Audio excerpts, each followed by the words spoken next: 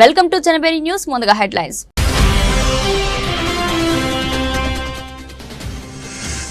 తుమ్మలపల్లి కళాక్షేత్రం వద్ద అంబేద్కర్ 134వ జయంతి ఉత్సవాలు. నివాళులర్పించిన జిల్లా ఇన్ఛార్జ్ మంత్రి సత్యకుమార్ యాదవ్.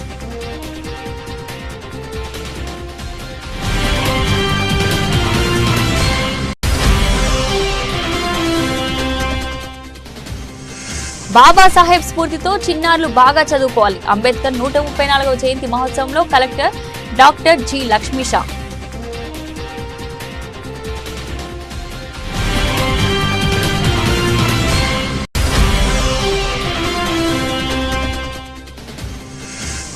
విజయవాడ ధర్నా చౌకలో యూనియన్ బ్యాంక్ టెంపరరీ క్యాజువల్ ఉద్యోగుల ధర్నా. ఏళ్ల తరబడి పనిచేస్తున్నా తమను రెగ్యులర్ చేయాలని, కనీస వేతనాలు ఇవ్వాలని డిమాండ్.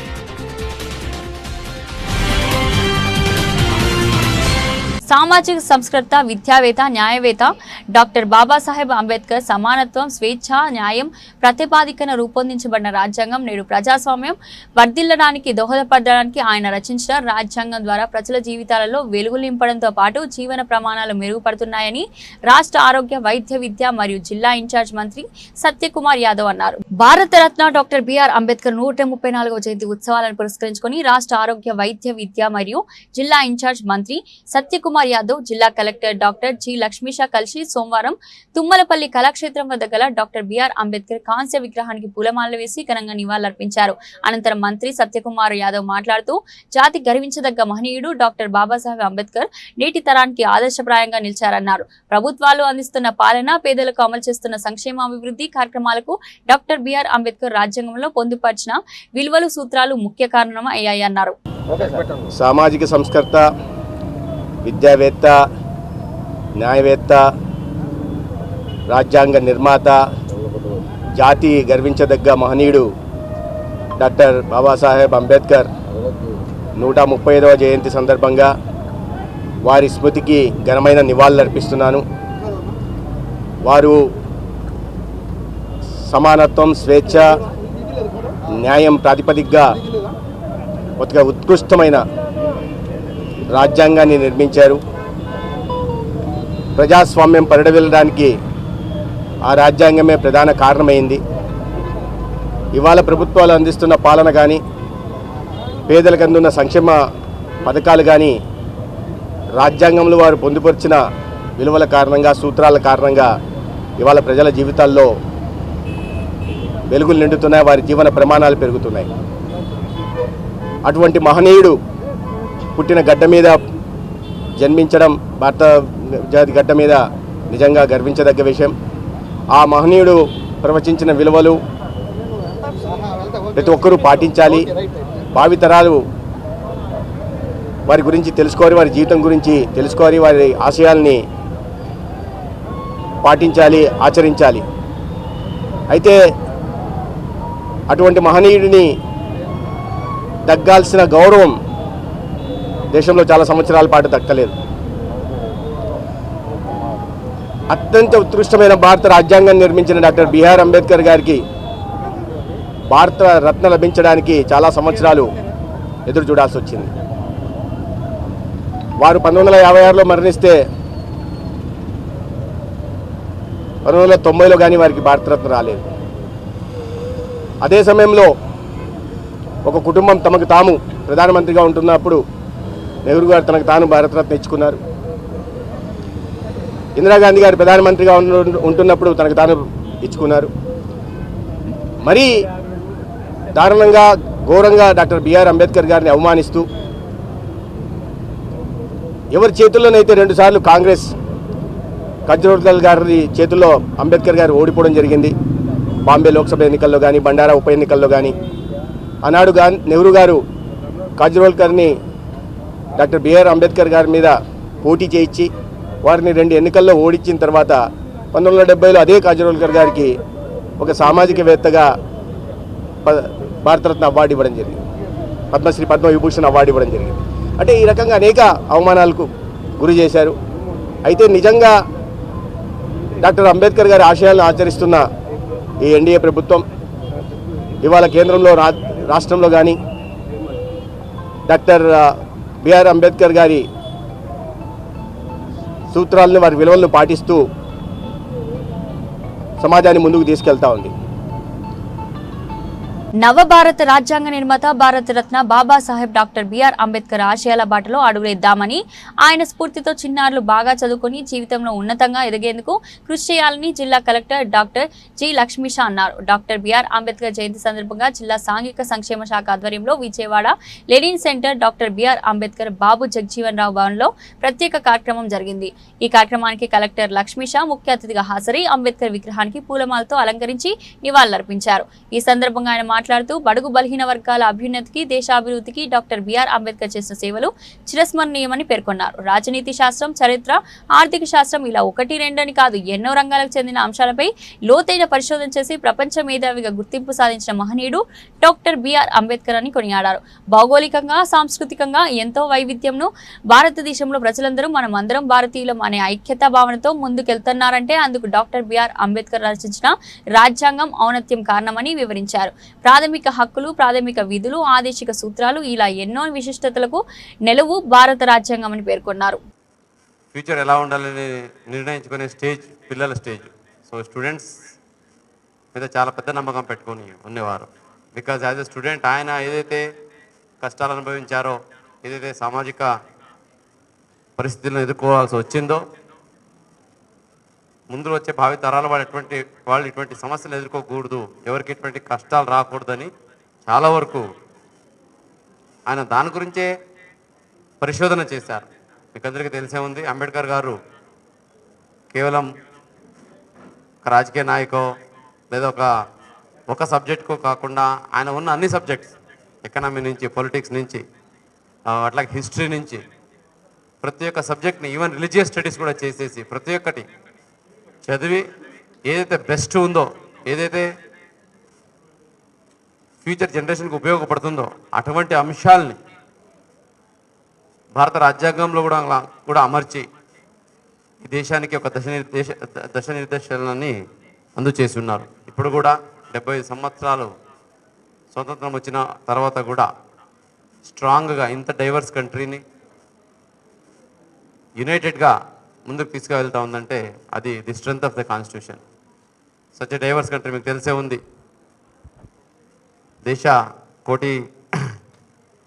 140 కోటి జనాభాలతో ఉన్న దేశ జమ్మూ కాశ్మీర్ నుంచి కన్యాకుమారి వరకు, అటువైపు నార్త్ ఈస్ట్ నుంచి గుజరాత్ వరకు ఎన్ని రాష్ట్రాలు ఉన్నా, ఎన్ని కల్చరల్ డైవర్సిటీ ఉన్నా, both geographical and cultural diversity ఉన్నా, మనమందరం ఒకటే, వీఆర్ ఇండియన్స్ అనే ఫీలింగ్ కనుక మనందరిలో ఉంది అంటే అది because of the Indian constitution.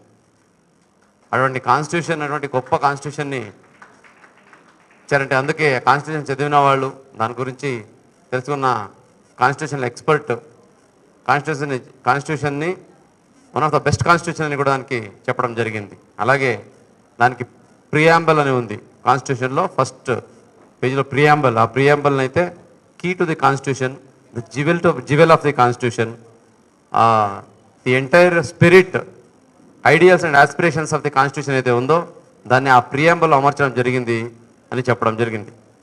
అటువంటి మంచి కాన్స్టిట్యూషన్ వల్ల ఈరోజు దేశం ఇంత ఇంటిగ్రేటెడ్గా ఉంది. దేశంలో ఇన్ని మంచి మంచి కార్యక్రమాలు జరుగుతున్నాయి.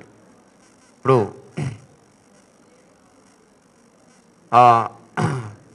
అంబేద్కర్ గారు పుట్టింది మహారాష్ట్రలో మహూ అని ప్లేస్లో. ఆయన చదివింది higher education London school of economics. పిల్లలు కూడా మాట్లాడుతుంటూ చాలా చక్కగా చెప్పారు. అట్లాగే నాగపూర్లో ఆయన బుద్ధ ధర్మ దీక్ష తీసుకుంటారు. తర్వాత ఢిల్లీలో ఆయన కాలమవుతారు, చనిపోతారు. దెన్ ముంబైలో చైత్యభూమిలో ఆయన చైత్యభూమిని ఇప్పుడు ఏళ్ల తరబడి పనిచేస్తున్నా తమను రెగ్యులైజ్ చేయాలని, కనీస వేతనాలు ఇవ్వాలని విజయవాడ ధర్నా చౌకలో యూనియన్ బ్యాంక్ టెంపరరీ క్యాజువల్ ఉద్యోగులు ధర్నా నిర్వహించారు. All India union bank employees federation పిలుపు మేరకు జరిగిన ఈ ధర్నాలో విజయవాడ సర్కిల్ పరిధిలోని యూనియన్ బ్యాంక్ శాఖలో పనిచేస్తున్న టెంపరరీ క్యాజువల్ ఉద్యోగులు హాజరై తమ డిమాండ్ల సాధనకు ఉద్యమించారు. ఈ ధర్నాలో పాల్గొన్న bank employees federation of India రాష్ట్ర ప్రధాన కార్యదర్శి ఆర్ అజయ్ కుమార్ మాట్లాడుతూ భారత రాజ్యాంగ నిర్మాత బిఆర్ అంబేద్కర్ అంబేద్కర్ జయంతి రోజున బ్యాంకు ఉద్యోగులు ఆందోళన చేపట్టవలసిన రావడం శోచనీయమన్నారు. రాజ్యాంగ వ్యవస్థకు తూట్లు పొడిచేలా యూనియన్ బ్యాంకు యాజమాన్య వ్యవహార శైలి ఉందన్నారు. గత 10 సంవత్సరాలుగా బ్యాంకులో హౌస్ కీపర్స్ నియామకాలు లేవన్నారు. 4289 హౌస్ కీపర్స్ పోస్టులు, వేలాది ఆఫీస్ అసిస్టెంట్ల పోస్టులు ఖాళీగా ఉన్నాయని, ఈ పోస్టులను టెంపరరీ క్యాజువల్ ఉద్యోగులు దేశవ్యాప్తంగా పనిచేస్తున్నారన్నారు. వీరందరినీ రెగ్యులర్ చేస్తారని ఆశగా ఎదురు చూస్తుంటే వీరిలో చాలా మందికి కనీస వేతనం బోనస్ ఇవ్వడం లేదన్నారు. ఇప్పటికైనా యూనియన్ బ్యాంకు యాజమాన్యం సమాన పనికి సమాన వేతనం చెల్లించాలన్నారు. R Ajay Kumar, bank employees federation of India general secretary.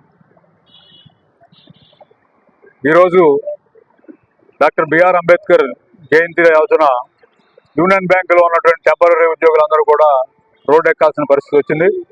ఇది యూనియన్ బ్యాంక్ యాజమాన్యం యొక్క మొండి వైఖరి వలన ఈ సమస్య వచ్చింది. దాదాపుగా 15 సంవత్సరాల నుండి యూనియన్ బ్యాంకులో ఎటువంటి హౌస్ కీపర్ రిక్రూట్మెంట్ జరగలేదు. వాళ్ళందరూ కూడా పర్మనెంట్ వేకెన్సీలో పనిచేస్తూ ఉన్నారు. వాళ్ళకి కనీస వేతనం పే చేయట్లేదు, బోనస్ చెల్లించట్లేదు, కనీసమైన సౌకర్యాలు ఏవి కూడా ఇవ్వనటువంటి పరిస్థితి యూనియన్ బ్యాంకులు ఏర్పడింది. పలు దఫాల యాజమాన్యం దృష్టికి తీసుకొచ్చినప్పటికీ యాజమాన్యం యొక్క మొండిక వైఖరి కారణంతో ఈ రోజున ఈ టెంపరరీ ఉద్యోగులంతా కూడా నానా అగచాట్లకు గురవుతూ ఉన్నటువంటి పరిస్థితి ఏర్పడింది. కాబట్టి తక్షణం ఈ యూనియన్ బ్యాంకులో పనిచేస్తున్నటువంటి టెంపరరీ ఎంప్లాయీస్ అందరూ రెగ్యులైజ్ చేయాలనేది, రెగ్యులైజ్ చేసే వరకు వారికి కనీస వేతనాలు చెల్లించాలని, బోనస్ చెల్లించాలని మేము కోరుతా ఉన్నాం. అట్లాగే లీవులు కానీ ఎటువంటి సౌకర్యాలు లేనటువంటి పరిస్థితి ఉంది. ఈ రోజున భారత రాజ్యాంగం చెప్పింది, సుప్రీంకోర్టు అనేక తీర్పులు ఇచ్చింది, పర్మనెంట్ వేకెన్సీలో టెంపరరీ రిక్రూట్మెంట్ చేయకూడదు, టెంపరరీగా పనిచేయించుకునేది నేరం అని చెప్పింది. కానీ ఈ రోజు రాజ్యాంగ ఉల్లంఘనకి యూనియన్ బ్యాంక్ యాజమాన్యం పాల్పడుతున్నా కానీ దాన్ని చెక్ చేసేటటువంటి మెకానిజం లేనటువంటి పరిస్థితి ఉంది. అట్లా కేంద్ర ప్రభుత్వం కూడా గుడ్లప్పకి చూస్తూ ఉంది. పార్లమెంట్లో కూడా యూనియన్ బ్యాంక్ మేనేజ్మెంట్ తప్పుదోవ పట్టించింది. 2021 సంవత్సరంలో రేవంత్ రెడ్డి గారు ఒక ప్రశ్న వేస్తే పార్లమెంట్లో 74 వేకెన్సీలు మాత్రమే ఉన్నాయి, హౌస్ కీపర్ వేకెన్సీలు అని చెప్పి ప్రకటించారు. కానీ 2021లో ఆర్టీఐ ద్వారా తీసుకుంటే 9834 బ్రాంచీల్లో 4800 బ్రాంచీల్లో మాత్రమే హౌస్ కీపర్లు ఉన్నారు. మిగతా 4500 బ్రాంచీల్లో దాదాపుగా హౌస్ కీపర్ లేరు అనేది ఉన్నటువంటి సమాచారం.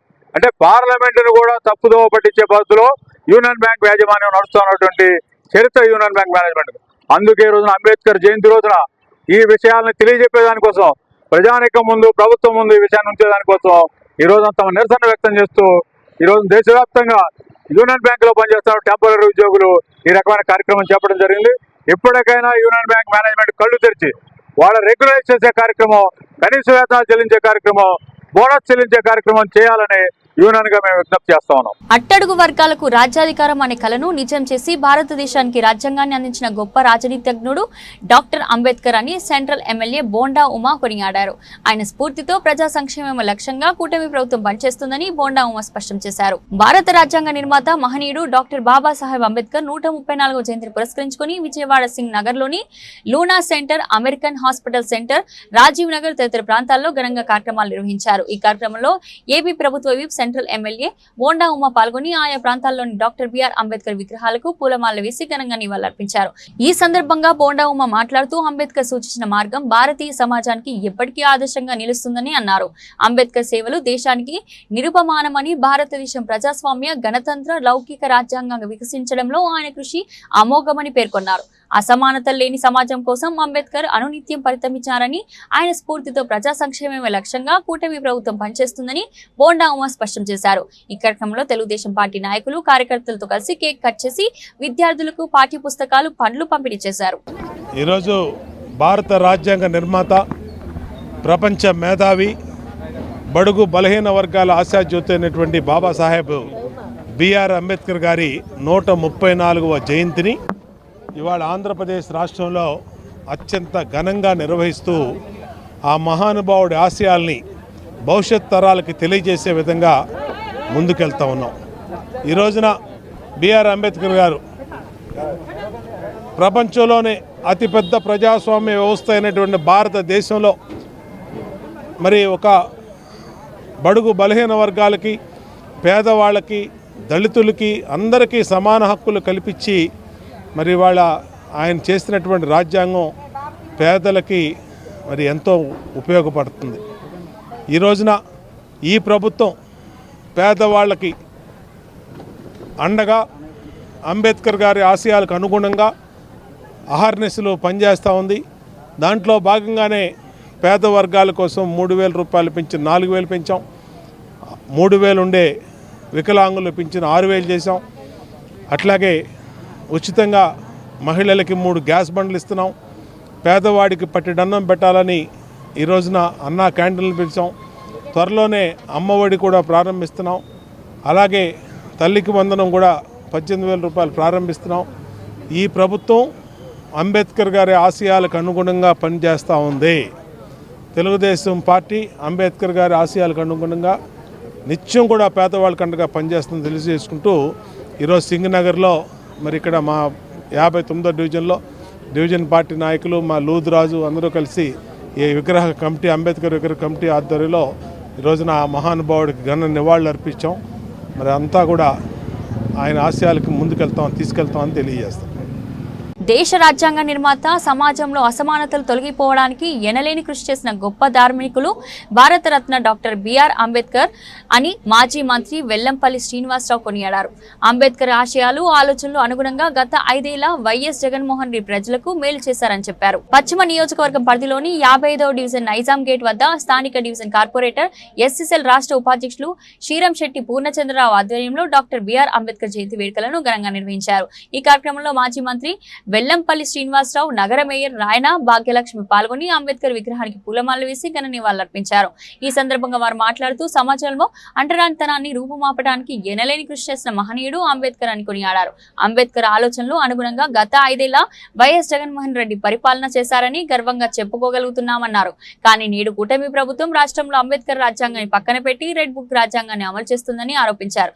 రాష్ట్రంలో తాము తప్ప ప్రతిపక్ష పార్టీలు ఉండకూడదని ఆలోచన విధానంతో ప్రతి ఒక్కరిని భయభ్రాంతులకు గురి చేసే విధంగా తప్పుడు కేసులు పెట్టి ఇబ్బందులు పెడుతున్నారన్నారు. భారత రాజ్యాంగ నిర్మాత డాక్టర్ బాబాసాహెబ్ అంబేద్కర్ గారి యొక్క జయంతి సందర్భంగా విజయవాడ పశ్చిమ నియోజకవర్గంలోని 55 డివిజన్లో ఇంచుపేటలో ఉన్న విగ్రహం దగ్గర స్థానిక కార్పొరేటర్ నాయకులు, అదేవిధంగా పూర్ణ గారి నాయకత్వంలో, ఇక్కడ ఉన్న స్థానిక పెద్దలందరి నాయకత్వంలో వారి యొక్క జయంతి వేడుకలను ఘనంగా నిర్వహించడం జరిగింది. ఈ కార్యక్రమానికి మన నగర మేయర్ గారు రాయన్ భాగ్యలక్ష్మి గారు, మన ఎమ్మెల్సీ గారు రుహుల్లా గారు, కార్పొరేటర్సు, పార్టీ ముఖ్య నాయకులు అందరూ కూడా రావడం జరిగింది. మనం కనుక ఒకసారి గమనిస్తే కనుక డాక్టర్ బిఆర్ అంబేద్కర్ గారి యొక్క ఆలోచన విధానం కానివ్వండి, రాజ్యాంగ అమలు విధానం కానివ్వండి, అది వైఎస్ జగన్మోహన్ రెడ్డి గారి నాయకత్వంలోనే జరిగిందని చెప్పిన గర్వంగా కూడా మేము చెప్పుకోగలుగుతాం. కానీ కూటమి ప్రభుత్వం వచ్చాక అంబేద్కర్ గారి యొక్క రాజ్యాంగాన్ని పక్కన పెట్టి రెడ్ బుక్ అని చెప్పని రాజ్యాంగాన్ని వాళ్ళు అమలు చేసే పరిస్థితి మనకు కనబడుతుంది. ప్రజలు అధికారం ఇచ్చారు కూటమి ప్రభుత్వానికి. అధికారాన్ని పక్కన అడ్డం పెట్టుకొని ప్రతిపక్ష పార్టీలు ఉండకూడదు, ఈ రాష్ట్రంలో మేము తప్ప ఇంకెవరూ ఉండకూడదనే ఆలోచన విధానంతో ప్రతి ఒక్కళ్ళను కూడా భయభ్రాంతులు చేసే విధంగా తప్పుడు కేసులు పెట్టి అనేక విధాలుగా ఇబ్బంది పడుతున్న పరిస్థితులు గత 10 నెలల్లో మనం చూసాం. ఎందుకంటే ఒక పథకాలు అమలు లేదు, సంక్షేమ పథకాలు అమలు చేసిన పరిస్థితి లేదు, అభివృద్ధి అనేది ఈ రోజు వరకు కూడా కనపడిన పరిస్థితి లేదు. ముఖ్యంగా చెప్పాలంటే మా పశ్చిమ నియోజకవర్గంలో అయితే కనుక ఎటువంటి అభివృద్ధి లేకుండా 10 నెలల నుంచి కుంటుపడిపోయిందని చెప్పని కూడా మీ అందరికీ కూడా నేను చెప్పుకోగలుగుతున్నాను.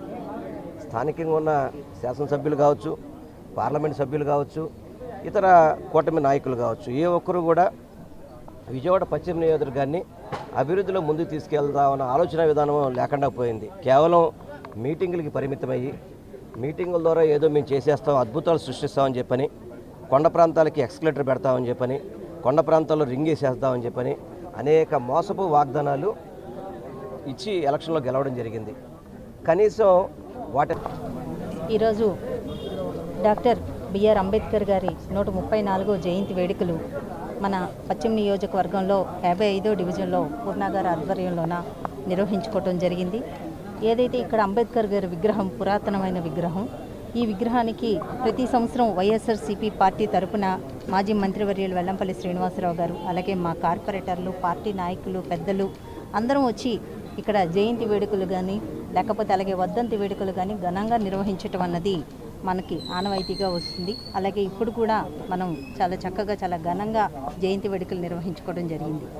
ఏదైతే అంబేద్కర్ గారి ఆశయాలను పుణికిపుచ్చుకొని ఈరోజు జగన్మోహన్ రెడ్డి గారు గత 5 ఏళ్ల కాలం ఎలా పరిపాలించారు, జ్యోతిరావు పూలే గారు కానీ, అంబేద్కర్ గారు కానీ, అలాగే ప్రతి ఒక్క పెద్దల్ని ఆశయాలను ముందుకు తీసుకెళ్తూ ఈరోజు అంబేద్కర్ గారి ఆశయాలతోటి పేదరిక నిర్మూలన అన్నది చేయాలన్న ఒక మంచి ఉద్దేశంతో జగన్మోహన్ రెడ్డి గారు గత 5 ఏళ్ల కాలం ఆయన పరిపాలన కొనసాగింది. రాబోయే కాలంలో మళ్ళీ జగనన్న గవర్నమెంట్ వస్తుంది. మళ్ళీ పేద ప్రజలందరికీ ఏ రకంగా అయితే గత 5 ఏళ్ల కాలంలో ఆయన పరిపాలించారో అదే పరిపాలన మళ్ళీ వస్తుంది. ఈరోజు కూటమి ప్రభుత్వం సూపర్ 6 అన్నారు. జగన్మోహన్ రెడ్డి గారు ఇచ్చే పథకాల కన్నా మేము అదనంగా ఇస్తామన్నారు. ఏ రకంగా నమ్మబలికారో, ఏ రకంగా బూటకపు వాగ్దానాలు చేశారో మనమందరం చూసాము. ఒక్కటి కూడా వాళ్ళు చేయటం లేదు. అభివృద్ధి పూర్తిగా కుంటుపడింది. ఏ పొద్దు చూసినా అమరావతి అంటున్నారు. ఆ అమరావతిలో కూడా ఇంకా మనకేమీ శాశ్వత భవనం ఇప్పటి వరకు ఒక్కటి కూడా అక్కడ కూడా నిర్మాణం కాలేదు.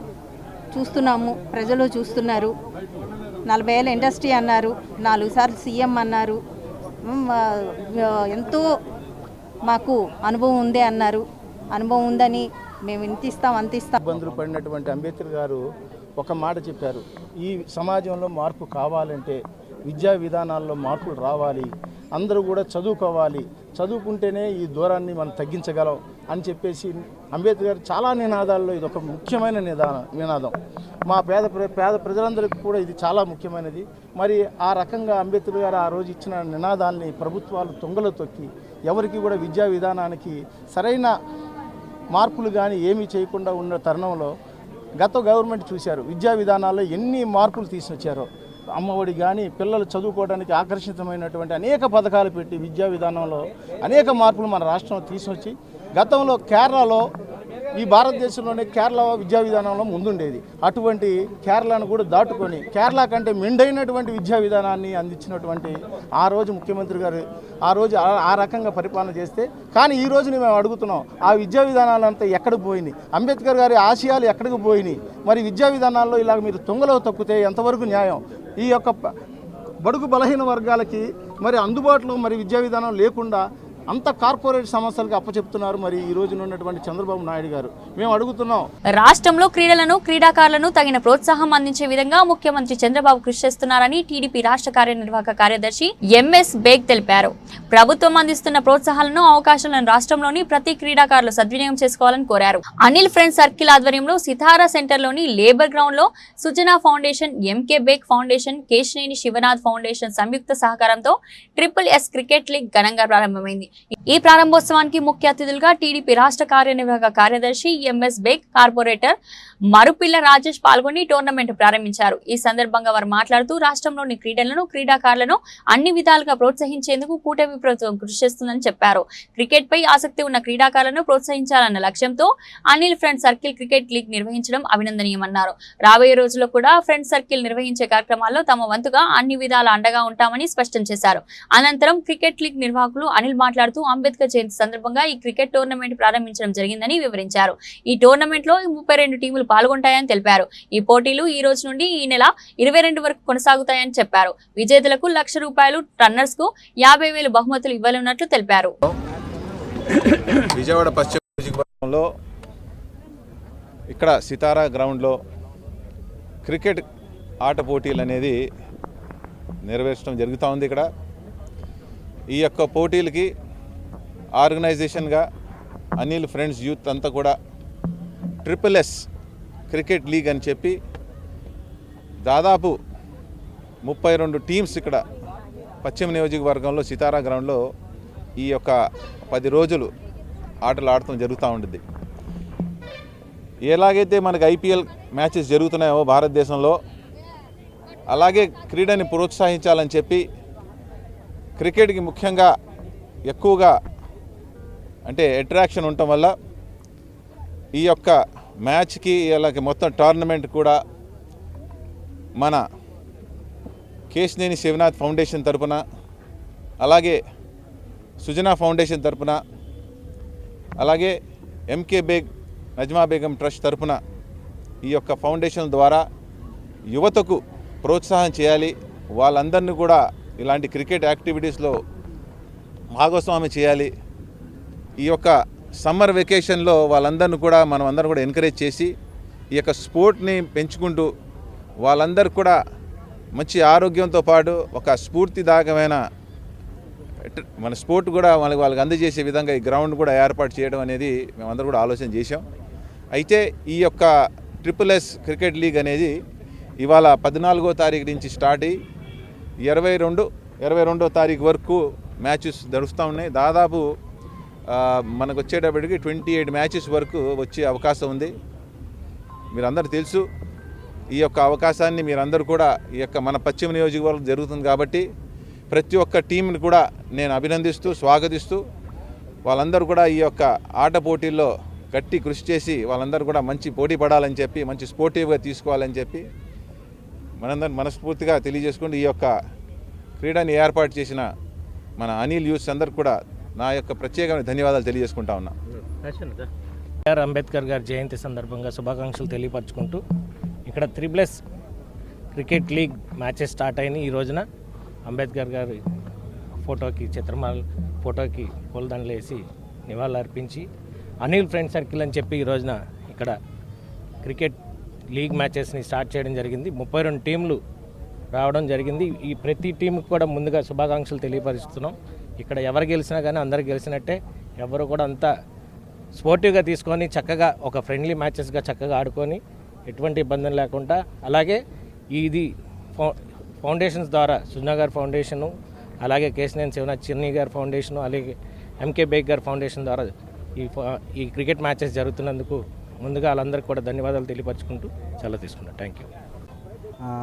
అంబేద్కర్ జయంతి రోజున స్టార్ట్ చేయాలని నిర్ణయించుకొని బేగ్ గారిని కన్సల్ట్ అయినప్పుడు మీకు నేను అండగా ఉంటాను, నా తరపున కూడా మీకు అండగా నిలబడతాను అని చెప్పేసి గ్రౌండ్ దగ్గర నుంచి ప్రతి విషయంలో మాకు అండగా నిలబడి నా ఫ్రెండ్ సర్కిల్ తరపున యూత్ తరపున మంచి సపోర్ట్ ఇచ్చారు.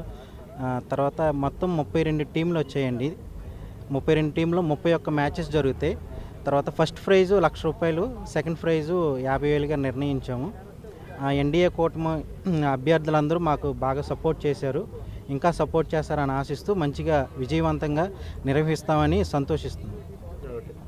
బులెటిన్ ముగించే ముందు హెడ్లైన్స్ మరోసారి.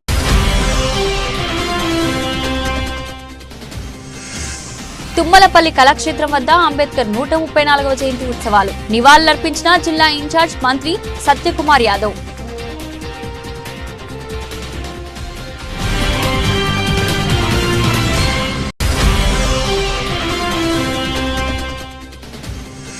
బాబాసాహెబ్ స్ఫూర్తితో చిన్నారులు బాగా చదువుకోవాలి. అంబేద్కర్ 134వ జయంతి మహోత్సవంలో కలెక్టర్ డాక్టర్ జి లక్ష్మీషా.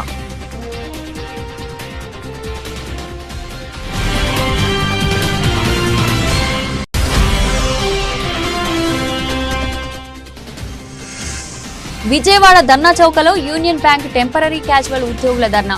ఏళ్ల తరబడి పనిచేస్తున్నా తమను రెగ్యులర్ చేయాలని, కనీస వేతనాలు ఇవ్వాలని డిమాండ్.